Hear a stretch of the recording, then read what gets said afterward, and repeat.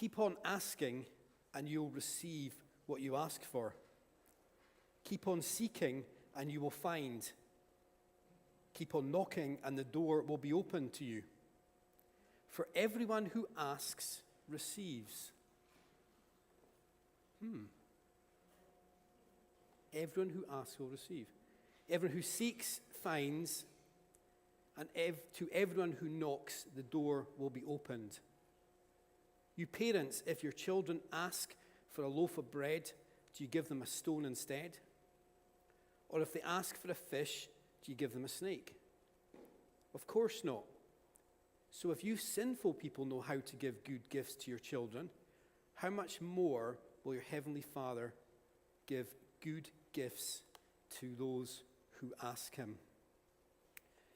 One of the books I've referred to a number of times over a long period now is a book called What is the Bible by an author called Rob Bell.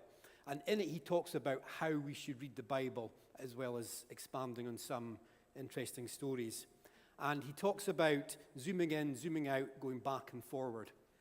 And what we're doing this morning is we're zooming in to just a few verses on the Sermon on the Mount here.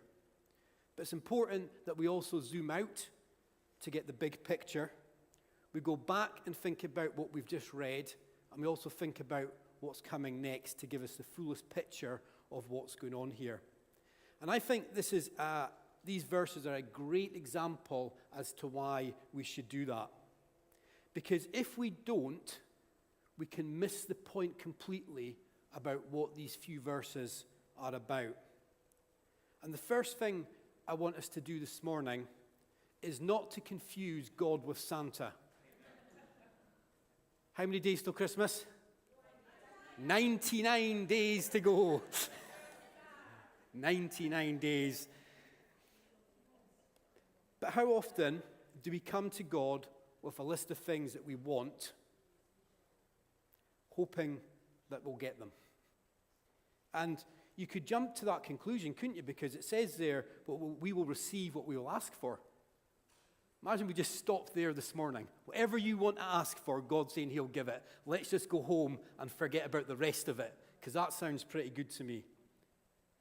But we know we can't just do that, don't we? We have to zoom out and think about this within the context of the whole Sermon on the Mount. We have to go back as well, and that's really important, because what have we been learning over the last few weeks and months? Well, one of the things that we know what these verses is not about by doing that is this is not about material possessions, because Jesus has already dealt with those issues. If you remember when we looked at the Lord's Prayer, when he says, give us this day our daily bread, he will provide our needs. We then looked at talking about not storing up our treasures in heaven, investing in the bank of heaven opposed to earth. And then when Richard Cooling spoke and sang to us about not worrying, it was about not worrying whether we have enough food, drink, or clothes, because he will provide our needs. So this isn't about material needs, because Jesus has already dealt with that. And if we think forward to what's coming next, we actually have a little bit of an advantage here, don't we, over the people who are hearing this live in the moment for the first time, because we know that the book of Acts is coming. And I think what we're seeing here in these few verses is a little bit of a shift in what Jesus is teaching in the Sermon on the Mount. He's moving away